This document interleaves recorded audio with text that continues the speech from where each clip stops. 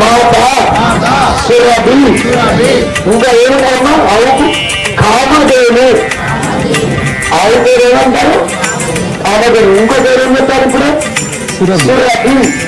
సురభి అంటే రెక్కలు ఉంటాయి ఆవుకు. ఆ సురభికి 2 రెక్కలు ఉంటాయి.